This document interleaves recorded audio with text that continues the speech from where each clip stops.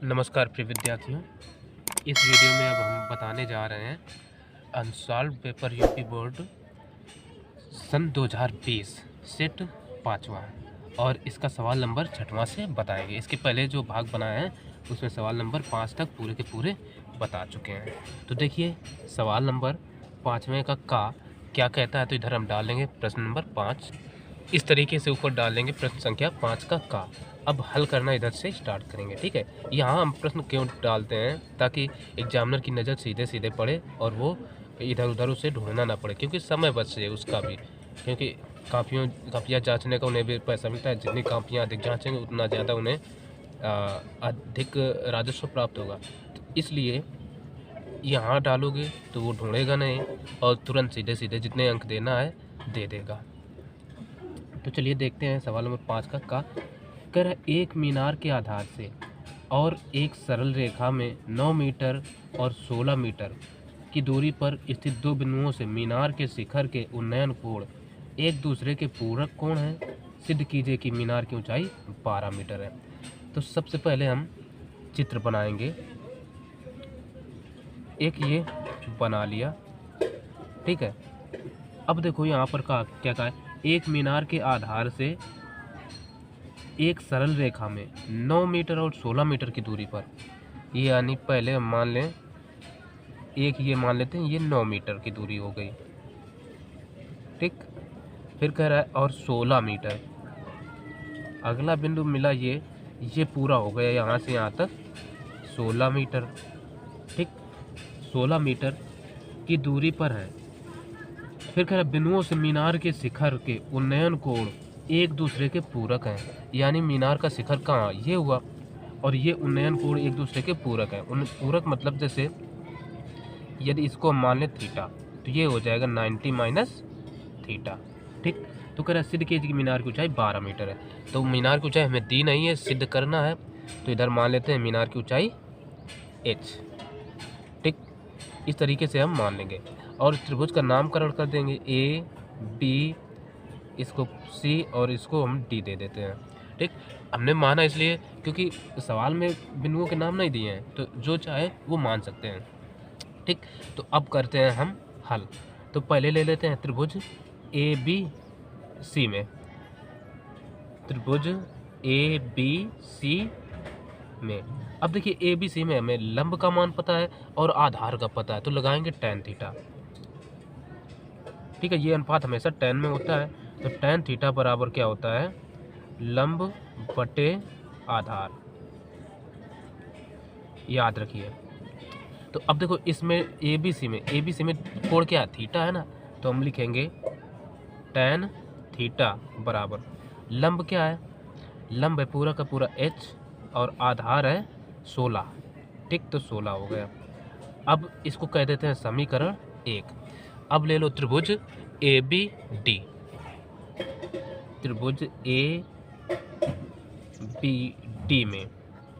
ABD में देखिए हमें पता है लंब और आधार इसमें भी, तो इसमें भी tan ही लगाएंगे। तो tan थीटा की जगह अब क्या है 90 माइनस थीटा, तो हम रखेंगे 90 माइनस थीटा बराबर क्या है, लंब बटे आधार, ठीक है। लंब बटे आधार होगा तो लंब क्या है h, आधार है 9, तो h बटे 9, ये हो गया। और इसको कह देते हैं समीकरण 2। अब क्या करो समीकरण, अच्छा इसको थोड़ा एक बार और चेंज कर लेते हैं। tan 90 माइनस थीटा बराबर क्या होता है, काट थीटा, ठीक है। तो अब हम थोड़ा काट थीटा यहाँ से काट देते हैं, बराबर हो जाएगा h बटे 9। अब समीकरण 2 दे रहे हैं। अब समीकरण 1 और 2 का करा लो गुणा, ठीक। तो समीकरण 1 इंटू 2 ऐसे हम लिख लेते हैं। तो समीकरण 1 क्या है, tan थीटा, ठीक, इंटू दूसरा क्या है काट थीटा बराबर कितना है h बटे ये 16 इंटू ये है h बटे 9, ऐसे लिखा। अब देखो इनमें से tan को बदलो चाहे काट को, एक को बदल लेते हैं। तो हम काट को बदल लेंगे तो 1 नहीं, ये होगा tan थीटा इंटू 1 अपान tan थीटा, क्योंकि काट का उल्टा tan होता है, तो 1 अपान tan थीटा बराबर ऊपर का गुणा यानी h² बटे 16 इंटू 9, ऐसे ही लिख लेते हैं। तो अब देखो 10 से 10 कट जाएगा, तो 16 और 9 का इधर गुणा करा लो। तो यहाँ 16 गुणा 9, तेरह गुणा होगा, बराबर क्या बचेगा इधर h²। अब इसका ले लो वर्गमूल, तो h बराबर क्या आ जाएगा, यानी वर्गमूल लेंगे तो ये हो जाएगा 16 गुणा 9, ऐसे लिख सकते हैं। तो वर्गमूल से यदि हम बाहर निकालें तो ये होता है 4 का वर्ग और ये होता है 3 का। तो यहाँ से h बराबर आ जाएगा 12, और ये काय में था सवाल में, देखिए मीटर, ये हम लिख देंगे मीटर। बस यही हो गया इस सवाल का आंसर। तो अब देखिए अगला सवाल। अब देखिए अगला सवाल जो है वो कह रहा है 6 का कह रहा है निम्नलिखित आंकड़ों का माध्यक 525 है, यदि बारंबारताओं का योग 100 है तो x और y का मान ज्ञात कीजिए। यानी ये माध्यिका का सवाल है और माध्यिका से ही हमें हल करना है। तो सवाल को पहले अच्छे तरीके से पढ़िए, ठीक। तो यहाँ पर जो हमें वर्ग अंतराल और बारंबारता यानी सारणी दी है, तो सारणी को कुछ ऐसे बना लेते हैं। तो यहाँ पर हमने बारंबारता यानी जो सारणी है वो बना ली। ये देखिए वर्ग अंतराल ऐसे लिख लिया और इधर से बारंबारता। अब जब भी हमें माध्यिका के सवाल हल करने होते हैं तो संचयी बारंबारता भी निकालनी पड़ती है। तो संचयी बारंबारता कैसे निकालते हैं, देखिए ये है 7 तो एज इट इज लिखेंगे, फिर 7 में अगला पद जोड़ देंगे तो ये हो जाएगा 7 प्लस का x, फिर 7 में 12 जोड़ेंगे तो 12 7 19, ये आ जाएगा 19 प्लस का x, फिर आएगा 17 19 36, ठीक है 36 प्लस का x, फिर 36 20 56 प्लस का x, और 56 प्लस ये y हो जाएगा, यानी 56 प्लस का ये x प्लस का ये y आएगा, और 56 में 9 जोड़ेंगे तो 63, यानी 63 प्लस का ये x प्लस का ये y आएगा, और इनको जोड़ेंगे 63 में 11 तो ये हो जाएगा 64, नहीं 3 1 4 और 6 1 7, यानी 74 प्लस का x प्लस का ये y, ये इतना हो जाएगा। देखिए एक चीज़ यहाँ पर मिस्टेक हो गई थी, 56 और ये 9 ऐड करेंगे तो ये आएगा 65, ठीक है, तो ये हो जाएगा 65। अब 65 और 11 हो जाएगा फिर 76, ठीक, ये हो गया x प्लस वाई। अब यहाँ तक होने के बाद अब सवाल को एक बार देखिए फिर से, कह रहा निम्नलिखित आंकड़ों का माध्यक 525 है, यानी माध्यिका हमें दे रखी है 525, तो ये यहीं पर लिख लेते हैं, माध्यिका बराबर 525। इसके अलावा कह रहा है यदि बारंबारताओं का योग 100 है, बारंबारताओं का ये भी लिख लो, बारंबारताओं का योग बराबर 100, यानी ये n बराबर हो गया, ठीक है, n बराबर हमें दे दिया 100। तब अब हमें पता है, सबसे पहले ज्ञात करेंगे कि इसका माध्यिका वर्ग क्या होगा, ठीक है। तो माध्यिका और ये क्या होगा, ये भी तो n ही होगा ना, ठीक है, n बराबर ये लास्ट टर्म, क्योंकि ये भी तो माध्यिकाओं का योग ही आया है, ठीक। तो अब माध्यिका वर्ग ज्ञात करेंगे सबसे पहले। अब ये देखो माध्यिका 525 है, ठीक है, 525 ये कहाँ आएगा, तो ये माध्यिका 525 देखो इसमें 500 से 600 तक के बीच की इसमें आ रहे हैं, इसका अर्थ है माध्यिका वर्ग हमारा क्या हो जाएगा, ये वाला होगा, क्योंकि 525 से ज़्यादा 600 से कम है, तो ये आएगा माध्यिका वर्ग। तो इसी को हम घेर लेते हैं। तो यहाँ पर इस तरीके से जब हम घेर लेंगे, ठीक है, तो ये माध्यिका वर्ग हो गया। अब माध्यिका वर्ग के ठीक सामने की बारंबारता को हम स्मॉल f मानते हैं, और संचयी बारंबारता में उसके ऊपर की बारंबारता को हम CF से लिखते हैं, यानी क्यूमुलेटिव फ्रिक्वेंसी, ठीक है। तो यहाँ पर हमें पता चला माध्यिका वर्ग, तो हम लिखेंगे माध्यिका वर्ग बराबर, ये समझ गए कि माध्यिका वर्ग कैसे निकाला, ठीक है। जब बारंबारता हमें दी गई हो, नहीं माध्यिका दी गई हो, और इससे संचयी बारंबारता से वो ना निकले n/2 करने से, तो हम ये माध्यिका देखते हैं कितनी माध्यिका दी गई, उसी के अनुसार वर्ग अंतराल निकालते हैं, ठीक है। तो चलिए अब माध्यिका वर्ग हो गया हमारा 500 से 600, ठीक। तो अब माध्यिका बराबर सूत्र क्या होता है, सूत्र के अनुसार काम करेंगे। तो अब लगा दो सूत्र माध्यिका, पहला सूत्र माध्यिका बराबर सूत्र क्या होता है, L प्लस, ठीक है, L प्लस। अच्छा एक चीज़, अब ये हम CF निकाल चुके, F निकाल ही चुके हैं, तो ये माध्यिका बराबर जो सूत्र होता है उसको विशेष ध्यान रखिए। तो हम ऐसे भी एक लिख सकते हैं H अपान F इंटू C, नहीं N माइनस, ठीक है, ये N/2 माइनस CF, ये सूत्र होता है, ठीक। तो इसी में रख देंगे अब हम मान। तो N हमें पता है कितना है, N ये 100 है, ये 100 दे रखा है माध्यिकाओं का योग, बारंबारताओं का, यानी यही N हुआ, ठीक है। तो हम रखेंगे, अच्छा माध्यिका हमें दे रखी है 525, तो इधर रख देंगे 525 बराबर L होती है माध्यिका वर्ग की लोअर लिमिट, यानी ये हो जाएगा 500 प्लस H, ये H है, N ना समझना। तो H होता है इन सब का अंतर, यानी कितने का अंतर है, 100 का अंतर है, तो आ जाएगा 100/F, F क्या है 20 इंटू N/2 करेंगे 100/2 माइनस का CF कितना है 36 प्लस X, तो 36। अब ये देखो माइनस इधर प्लस है और सूत्र में ये यहाँ लगा माइनस, तो हो जाएगा 36 माइनस का ये X, ठीक। अब थोड़ा आगे और हल करेंगे, तो यह 500 को इधर ले आओ तो इधर बचेगा 25, चलो हम लिख लेते हैं 525 माइनस 500 बराबर, तो ये देखो 100 20 से डिवाइड करेंगे तो 20 से कम 20, 20 पंचे 100, यानी तो ये आ गए 5 इंटू यहाँ से कितना 50 माइनस 36 और माइनस का X, ठीक है। तो इधर बचेगा 25, हम लिख लेते हैं 25, और ये 5 जो है ना इधर गुणा में है, इधर ले आते हैं बटे में, तो बटे 5 बराबर, इधर से 50 में 36 घटा दो तो बचेंगे 14 माइनस का ये X, ठीक। तो 5 कम 5 पचम 25, ठीक है। तो इधर बचे 5 बराबर 14 माइनस का X, तो यहाँ से X बराबर, X को इधर ले आते हैं तो X बराबर आ जाएगा 14 माइनस का 5, तो 14 में 5 घटेंगे तो बचेगा 9, यानी X बराबर आ गया 9, X का मान आ गया।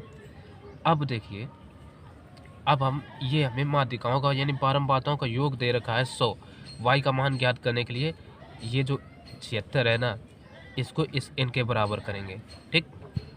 अब हम इधर सूत्र सीधे लगा देते हैं, इधर पेन बदल के कर दे रहे ताकि समझ में अच्छे से आ जाए। बारंबारताओं का योग बराबर कितना दे रखे हैं 100। तो अब इधर से देखिए, ये भी तो हमें बारंबारताओं का योग ही पता है ना, यानी 100 है, यानी तो इसको लिखेंगे 76 प्लस का X प्लस का ये Y बराबर 100। अब देखो ये X का मान हम यहाँ पर उठा करके रख देते हैं, तो ये 76 प्लस का 9 प्लस का ये Y बराबर 100, तो इनको जोड़ लेंगे 76 10 86, यानी ये हो जाएंगे 85, ठीक है। तो ये 85 प्लस का y बराबर 100, तो 85 को इधर भेज दो तो ये आ जाएगा y बराबर 100 माइनस 85, तो यहाँ से जो y का मान आया वो आ जाएगा y बराबर 15, और यही हमें x और y के मान ज्ञात करना था जो कि आ गए हैं, तो यही हम लिख देंगे आंसर। अब देखते हैं प्रश्न संख्या 6 का गा कह रहा है, पानी पीने वाला गिलास 14 सेंटीमीटर ऊंचाई का एक गिलास एक शंकु के चिन्हक के आकार का है, इसके दोनों वृत्ताकार सिरों के व्यास 6 सेंटीमीटर और 4 सेंटीमीटर है, इस गिलास की धारिता ज्ञात कीजिए, ठीक है।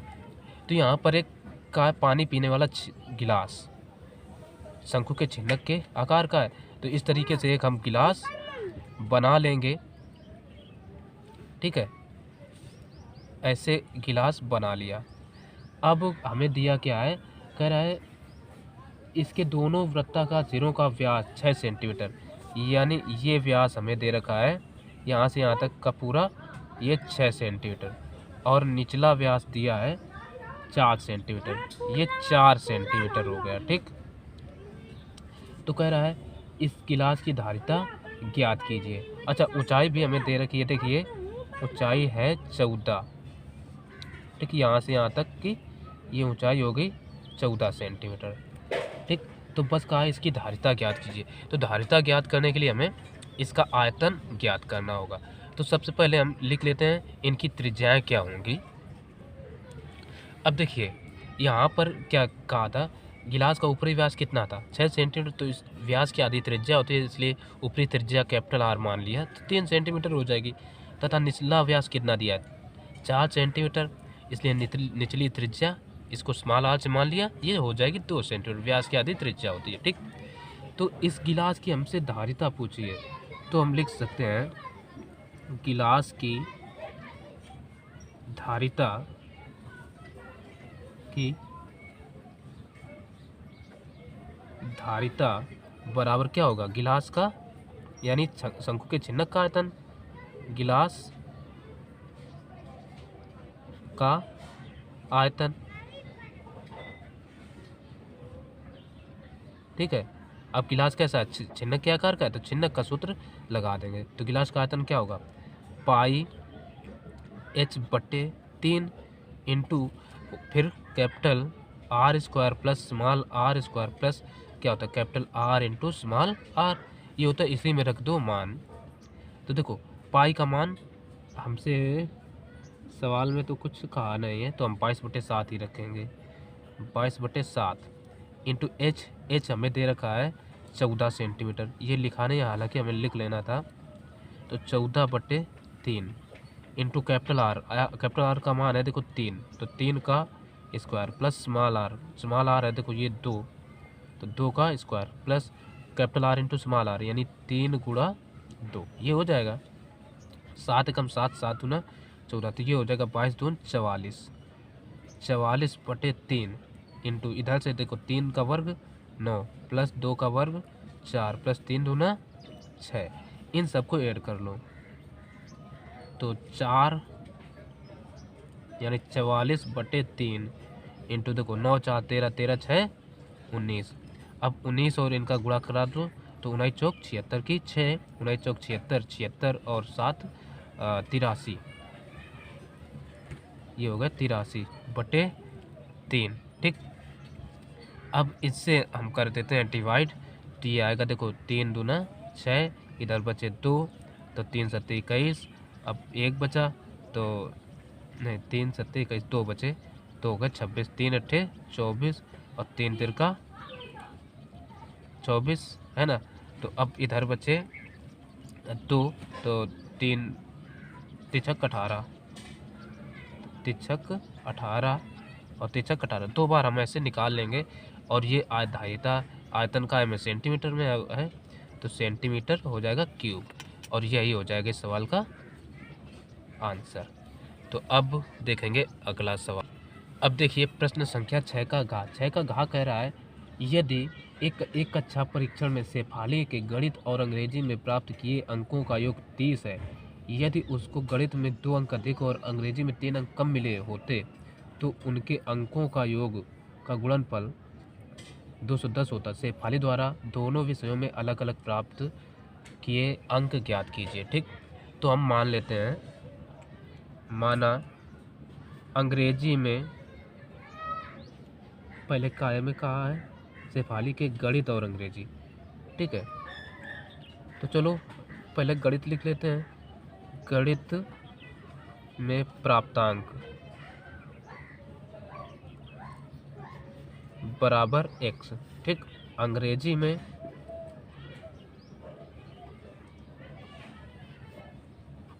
प्राप्तांक बराबर y, इस तरीके से मान लिया। ठीक, अब प्रश्न क्या है, कह रहा है अंग्रेजी में प्राप्त अंकों का योग 30 है, गणित और अंग्रेजी, तो ये हो जाएगा प्रथम शर्तानुसार।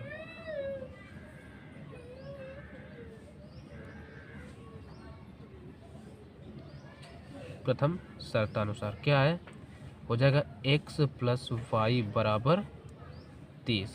तो यहाँ से अगर हम x या y का मान निकालें तो क्या होगा, तो चलो y का निकाल लेते हैं। तो y बराबर हो जाएगा 30 माइनस का x, इसी को कह देते हैं समीकरण 1। अब देखिए आगे कह रहा है कि यदि उसको गणित में 2 अंक अधिक, यानी गणित में कितने मिले x, तो हो जाएगा, यानी यहीं से कर लेते हैं द्वितीय शर्तानुसार। द्वितीय शर्तानुसार आसानी से समझिए पहले। तो अब देखो गणित में कितने प्राप्त हैं x, अब कह रहा है यदि गणित में 2 अंक अधिक मिले हो तो 2 इसमें जुड़ जाएंगे, यानी x प्लस 2 हो जाएगा। फिर कह रहा था और अंग्रेजी में 3 अंक कम मिले हो तो अंग्रेजी में कितने मिले हैं y, तो क्या हो जाएगा y माइनस का 3। तो आगे कह रहा है प्राप्त किए गए अंक, तो उनके अंकों का गुणनफल, यानी गुणनफल इसलिए हमने गुणा में लिखा, तो कितना हो जाएगा 210। तो 210 हो जाएगा, तो कर लिया। अब इनका करा दो आपस में गुणा, तो x का हम कराएंगे y में, तो ये आ जाएगा पहले तो एक्स वाई, अब x का 3 में तो माइनस का 3x, x का नहीं 2 का y में तो प्लस का 2y, और 2 का इसमें तो माइनस 2 3 6 बराबर 200, ये 10 हो जाएगा। अब यहाँ से ये x y 6 को उधर भेज दो है ना, तो हो जाएगा प्लस का 216, तो एक्स वाई माइनस का 3x प्लस का ये 2y बराबर 216। अब क्या करो, समीकरण 1 से y का मान समीकरण इसमें रख देते हैं, तो हम लिख देते हैं समीकरण 1 से y का मान रखने पर,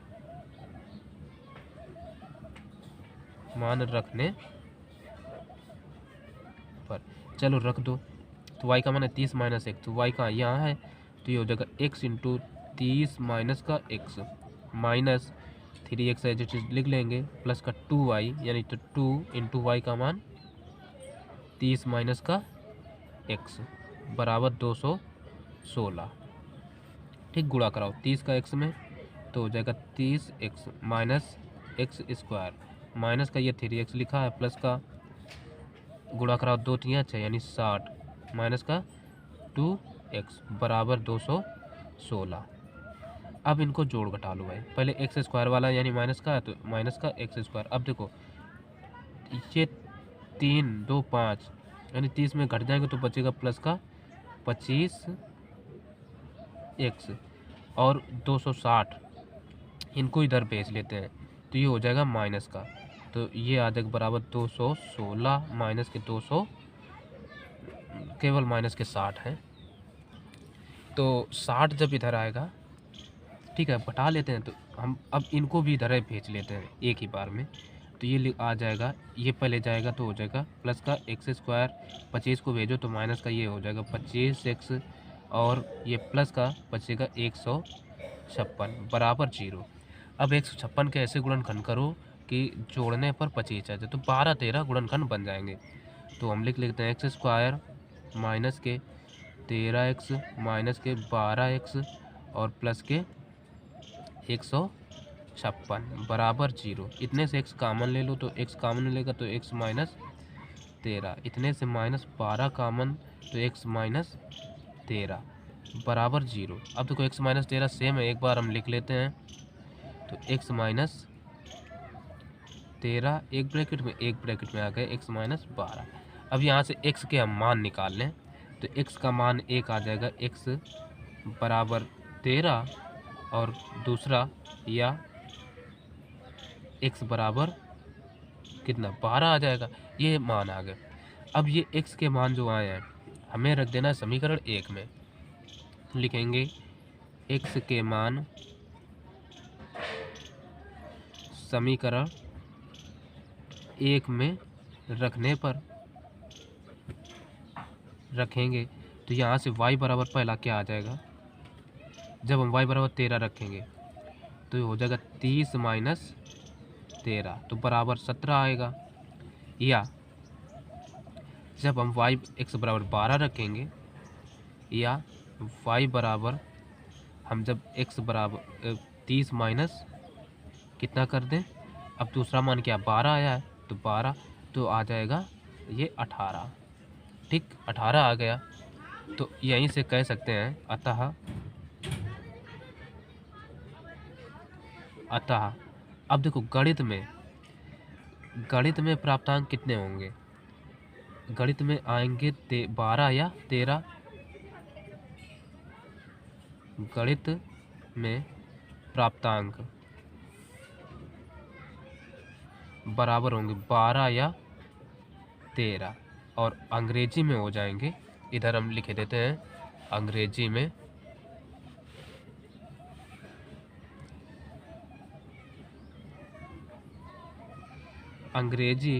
में प्राप्तांक बराबर 17 या 18। ठीक है, ये हो जाएंगे आंसर।